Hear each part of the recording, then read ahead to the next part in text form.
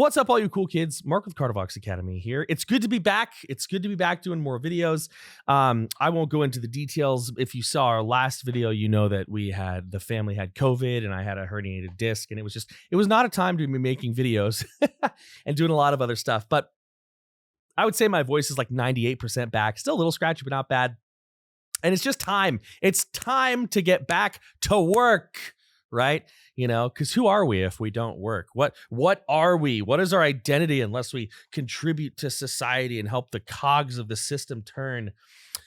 I'm just getting a little silly. Anyways, if you're new to the channel, my name is Mark. I am a metal vocalist of 14-ish years. I'm in a band called Kardavox, right there. We're on Metal Blade Records. You can check us out if you want. But more importantly, I am a full-time metal vocal coach. I spend a lot of time teaching students how to make, you know, all sorts of crazy sounds, stuff like safely and efficiently so they don't hurt themselves, and also so they can achieve their metal vocal goals. And it's a lot of fun.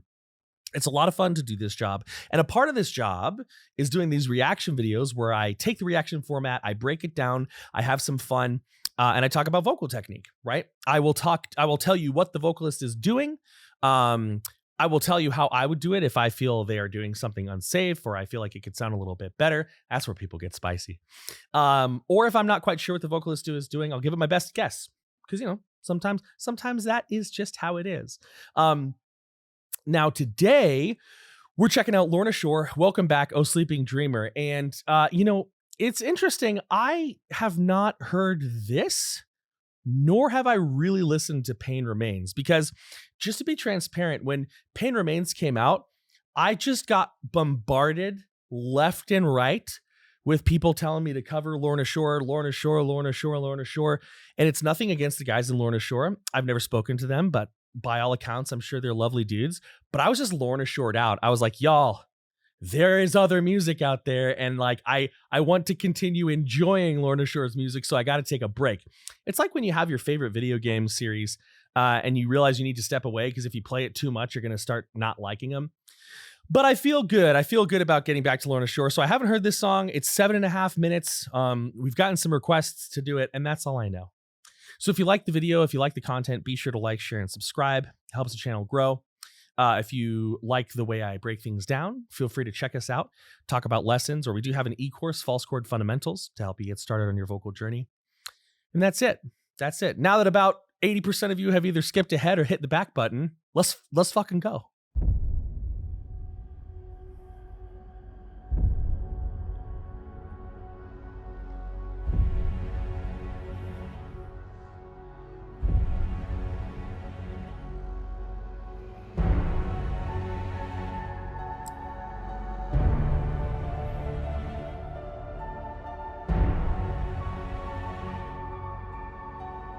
Spooky.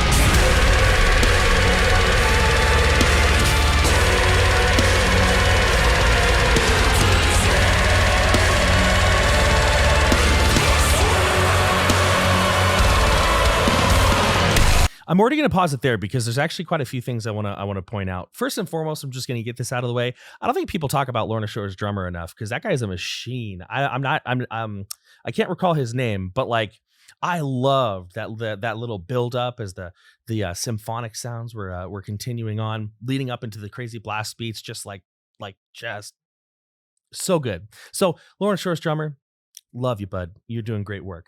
I'm not a drummer, so I can't really speak more about it than that. But more so than anything, I want to kind of talk about Will's voice and what we can kind of expect to hear across this video. Now, obviously, because of the scope that happened, I think a year ago, maybe a year and a half ago, we have a lot of insight into how Will does his vocals, right? And today, what I'm going to talk less about is his individual mechanical technique.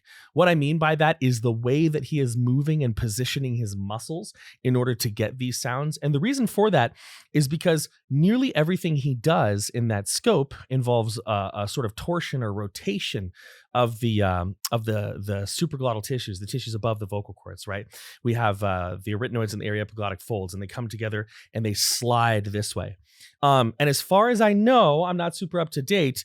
It's not sure. We're not sure whether that's like sort of a genetic thing, like the ability to do this. Some people can and some people can't, and that's just where it ends. Or if it's a technique that can be learned. I'm not sure about that. So instead, we're going to talk about tone. We're going to talk about texture. We're going to talk about color. We're going to talk about timbre, right? Because in actuality, when we're learning metal vocals, that's one of the most important things to do, right? If I think about Will's vocals, and if I think about what I'm going to expect to hear across this song, I am going to expect to hear a very smooth, very crisp, very TV static type of vocal, right? And what I'm not going to expect to hear is a very chunky, really gurgly, really floppy type of vocal, right? Both of which are great. The TV static vocal that Will gets essentially allows for a lot of movement and variation in tone. For example, if you have like a very steady, like, you know, that sort of sound, you've got essentially like a very clear signal that you can do a lot of different things with. You can turn it into deep gutturals with a curl of the tongue and a pucker of the lips. There are a lot of things you can do with it. And I think the thing that makes it the most impressive is the way he moves up and down in his register. He moves from a low to a high very, very smoothly. And I'll say this last thing and then we'll keep going because we got 7 minutes of song to get through here. Shoo! But the reason that is pretty impressive is because a lot of Will's technique and a lot of techniques that have this TV static sound, this like, you know,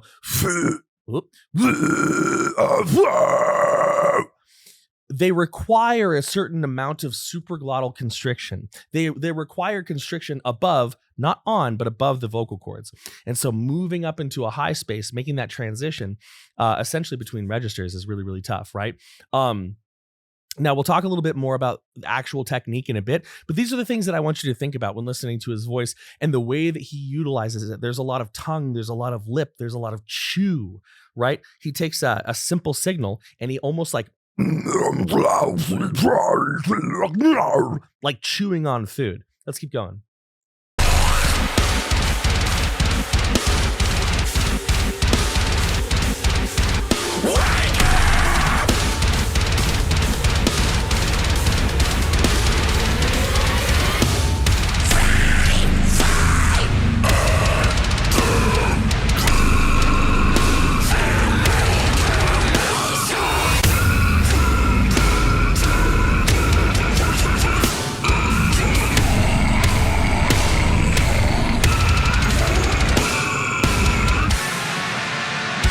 All right, so already we're 2 minutes in and we already got our gratuitous breakdown. That's what's up. That's deathcore, baby. That's the genre. You don't like it, you're in the wrong spot. You know, don't try to buy a Samsung in an Apple store. You know what I'm saying? So I want to talk a little bit about that, right? Let's go into a little bit more technique. The high vocals I want to kind of get out of the way, but they give good context to the low vocals. One thing that we want to think about, and a lot of things that new vocalists will kind of stumble on, is when we are talking about high and low, we're not talking about position, right? This is age-old knowledge. This is stuff that I was getting taught in choir in high school, right? Yeah, I wasn't very good in choir. I was just that's not appropriate. Anyway, so when we're talking about high and low, we are not talking about position. We're talking about frequency, right? We're talking about timbre. We're talking about the way that the vocal sounds. And the way that the vocal sounds is very heavily dictated by the behavior of the sound waves within the vocal system, right? Now, what do I mean by that, right? If I am going to go for a low tone, I'm going to try to hold the sound in my mouth for as long as possible, right? Without completely blocking it off. Right? So we do this obviously by puckering the lips and dropping the jaw. That makes the container bigger, right? We have a morphable container. So I have this basic, what I'm doing is I'm puckering my lips, dropping my jaw, and I'm moving my tongue around, right? Our tongue is our primary, and we can hear a lot of him doing this here. Our tongue is our primary resonance controller. Some people might say that's the soft palate if we're getting more into like classical singing and stuff. And to that, I would say, hell yeah. But if I take my low guttural position here, right? And if you can do lows, feel free to do this along with me, right? I'm going to put my tongue up behind my front teeth. Very, very standard, very, very traditional low vocal. Now what I'm going to do, almost like a trombone slide, I'm just going to slide it back, right? I'm going to trace the top of my mouth. If I feel like I need to disconnect it because maybe the airflow is getting too occluded, or the vocal tract is getting too occluded, the airflow is getting a little too scrunched up, it's fine, right? But I'm going to just slowly slide it back, right? 1 second. I've got like a burp stuck in my chest. What the hell? All right. I think I got it. Anyway, so I'm here.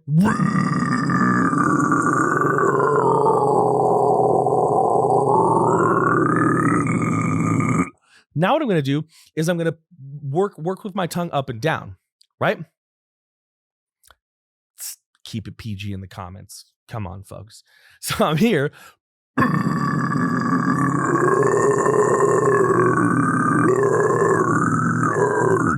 And if you're wanting to get kind of one of the signature sounds that Will has kind of coined for himself, although it's certainly been around before, right? It's going to involve a lot of sliding around of the tongue, and it's going to involve a lot of moving the tongue in strange ways. So, for example, let's say I wanted to say this fall. I don't know why. What I'm going to do is I'm going to instead of saying like this fall, that's going to be boring. This fall. Who wants to listen to that? Right? Now what I'm going to say is I'm going to say this fall. What I did is I just took my tongue and I scraped it along the side of my teeth. Oh. Right? And I'll go slow. This fall. This fall. Right? So moving your tongue around is going to have a really big impact on you getting these very like signature deathcore sounds. And it's a lot of fun too. Now, with that being said, I said I was going to talk about the high vocals, but I just talked about lows a lot. I'm sure he's going to do highs again, but you can kind of start to suspect with highs, maybe it's the opposite. Maybe we're not trying to create a big container with a tiny opening. Maybe instead we're trying to create a wider container. We're going to talk about that in a second, but here we go. Also, I love the mandatory crab stance. You got to do it. Bringing it back. Love to see it.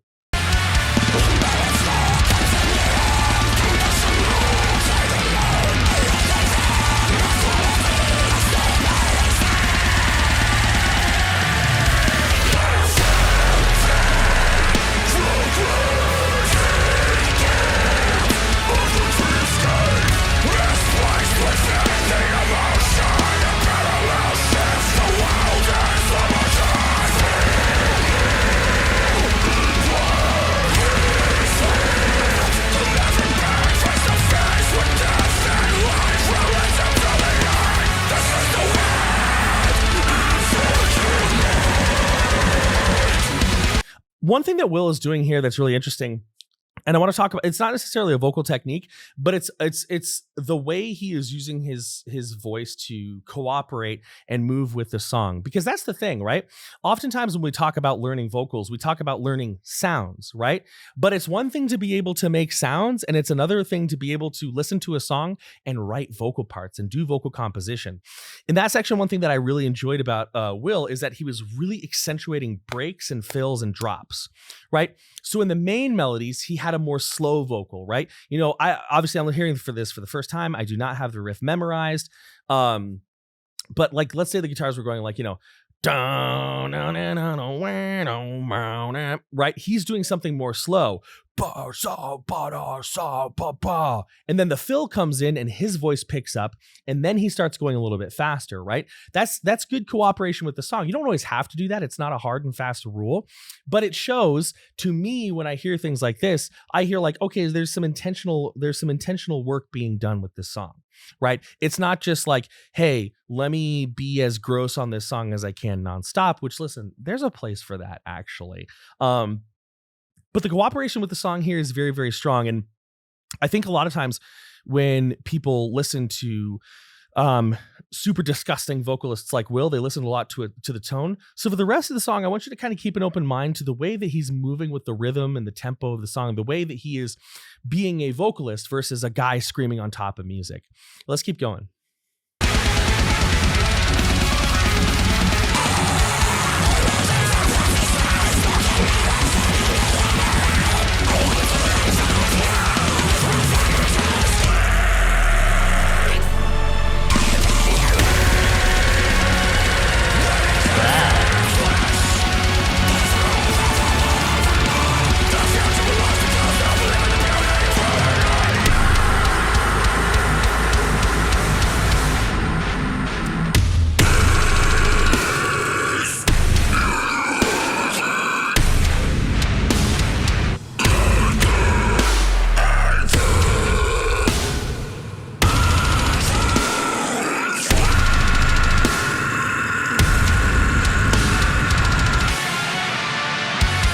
There's a very interesting thing about his voice that I'm probably not going to be able to replicate because it's not what I do.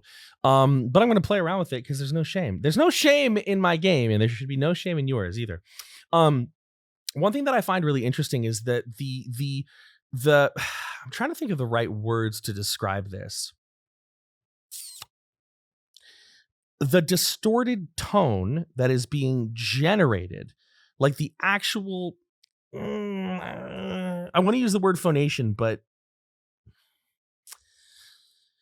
phonation is a word that in a lot of circles and a lot of speech science refers to like a pitched tone. So like this, like that's phonation. Me speaking to you is phonation.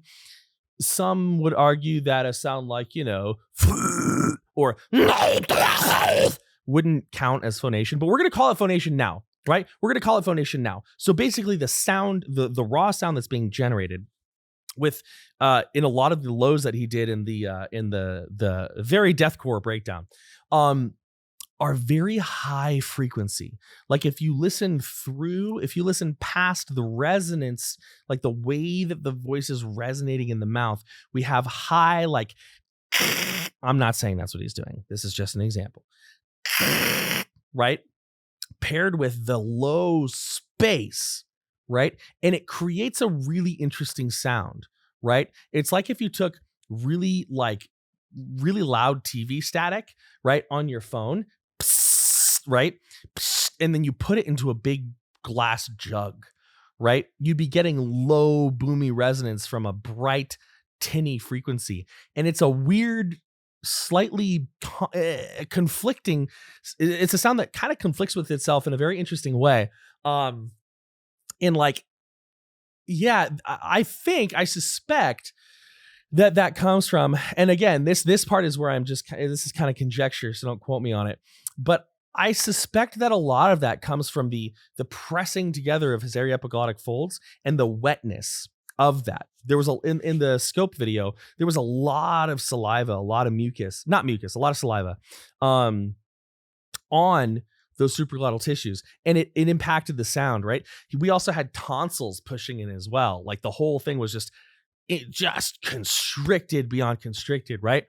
And that's where we got a lot of those bright sounds. I don't think I can replicate that.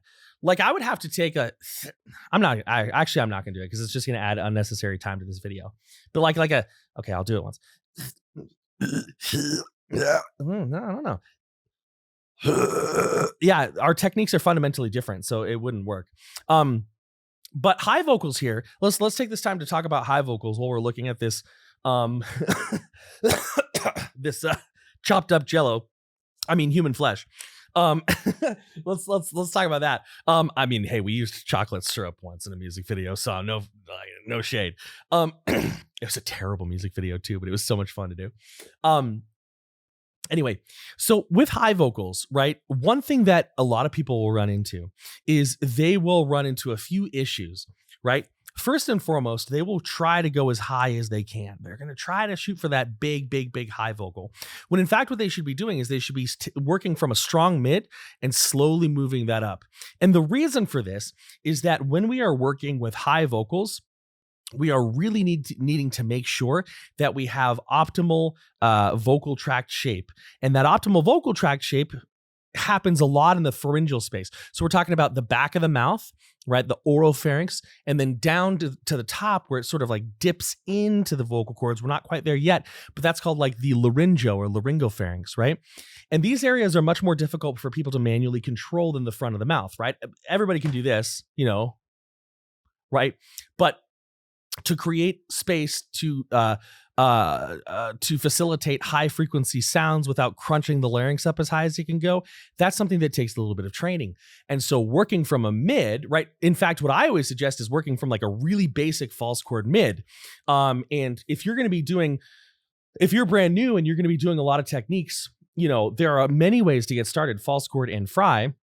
False chord is a great way to do it because it teaches you have to be relaxed, right? You can create fry tones while being too tense. If you're going to create the basic false chord tone, you have to be relaxed. So it sort of trains in relaxation early to you. And there's a lot of that in my e-course, False Chord Fundamentals, which you can check out at KardaVoxAcademy.com. Yes, that was an ad, and I don't care who knows it. But we want to work from a mid and move up. So if we take the most basic, old school, false chord mid, hey, very like 1995, right? All we're going to do is we're going to think about brightening it. So I'm going to take my vowel and I'm going to go from to a.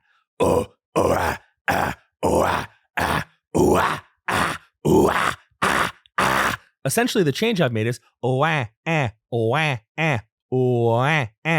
added nasality, I've lifted the back of the tongue, and I've kept the pharyngeal space predominantly open, right? Now, again, it doesn't necessarily have to sound super cool, but it has to be super comfortable. And then over time, you learn to lean in, you learn to utilize the abdominal muscles, right? To take it into like a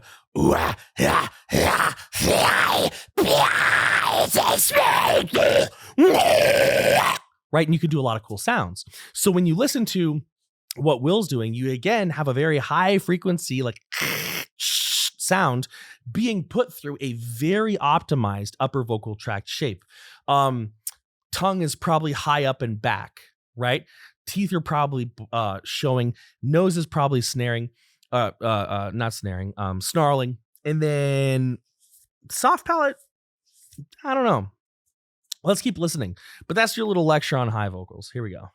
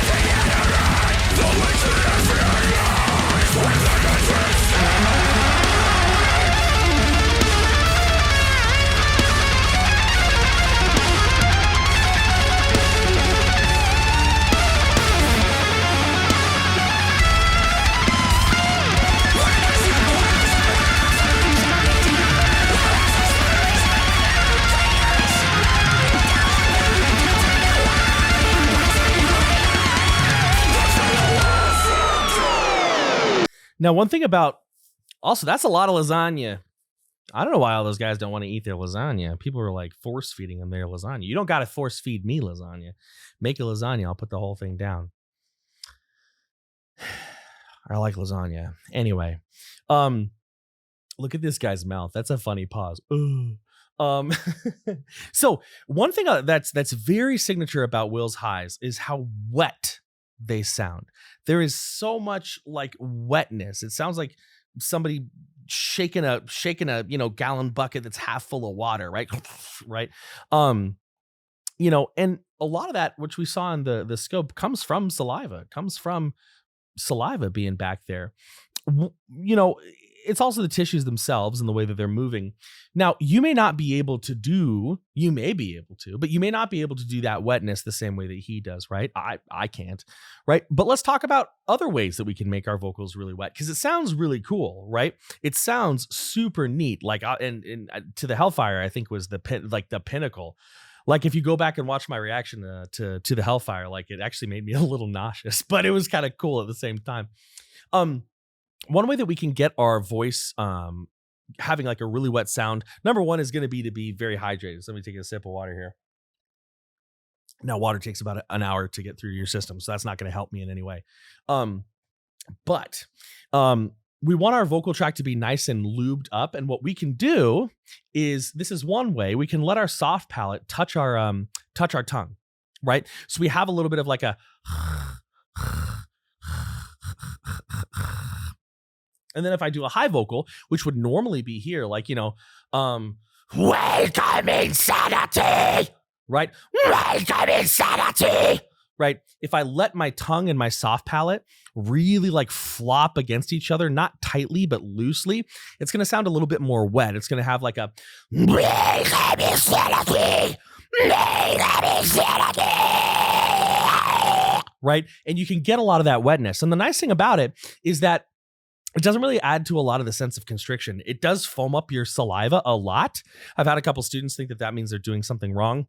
No, you're just you're whisking your saliva and it's going to get all foamy. But it's a really cool sound that Will has. And I think that's all I have to say about it.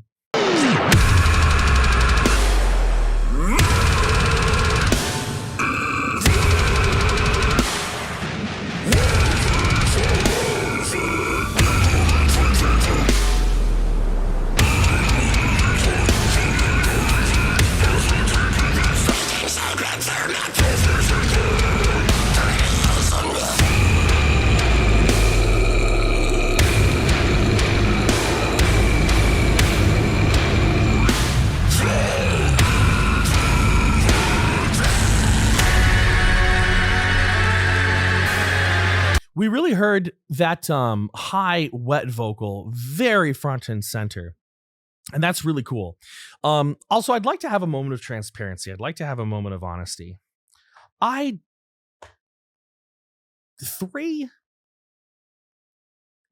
Those slow, gratuitous metal vocal breakdowns are so cool. They're awesome, right? They sound great. And I think Lorna Shore does them really well. Right? Other bands do them as well, like Mental Cruelty, things like this, these slow, disgusting breakdowns. But I'm also like, the first one in this song, I was like, God, that's so dirty. The second one, I was like, hell yeah. This third one, I was like, again, like, we're still like more of this? I don't know.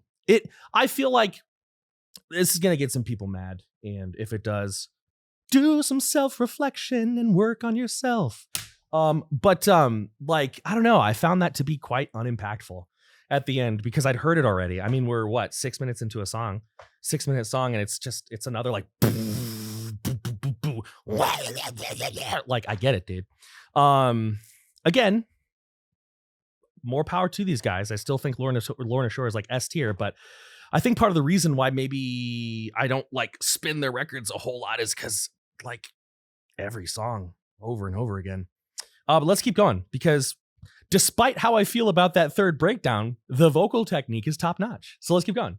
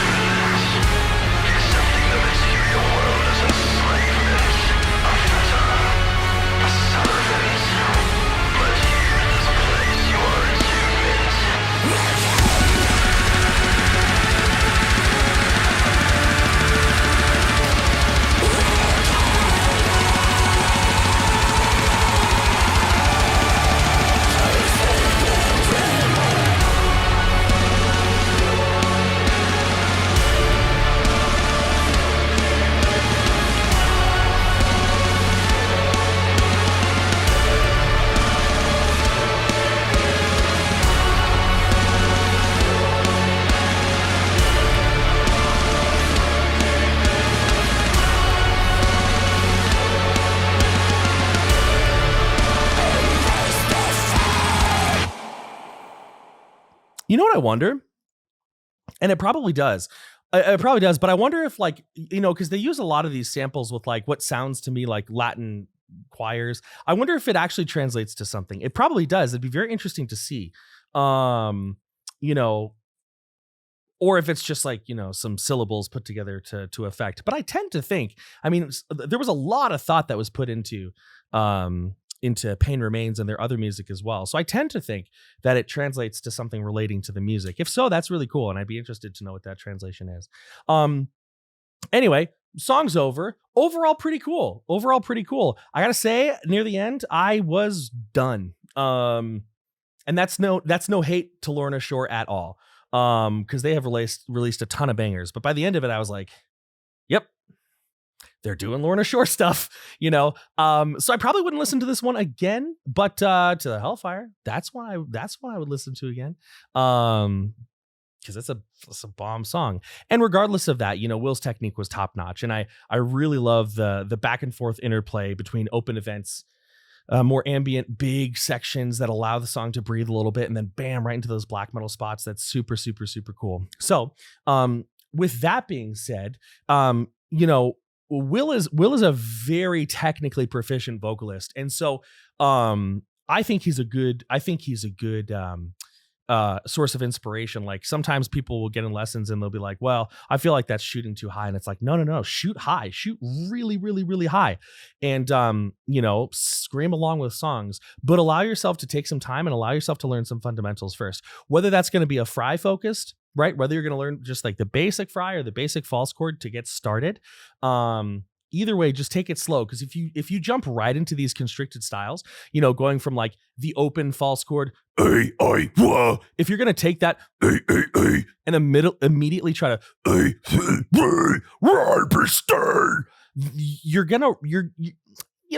there's a chance you'll hurt yourself. But more than anything, you're probably just gonna get really frustrated, right? So if you need help with getting started, again, False Chord Fundamentals is a course that's been helping a lot of people. A lot of people have been saying nice things about it, so that's really good. And also, I've got plenty of videos here to help you get started. And that's it. That's Welcome Back, Oh Sleeping Dreamer by Lorna Shore. Fun video to do. I've got like 5 more videos to do today. So with that, I'm signing out, and I'm immediately going to start another one. So many thanks, much love. I'm out.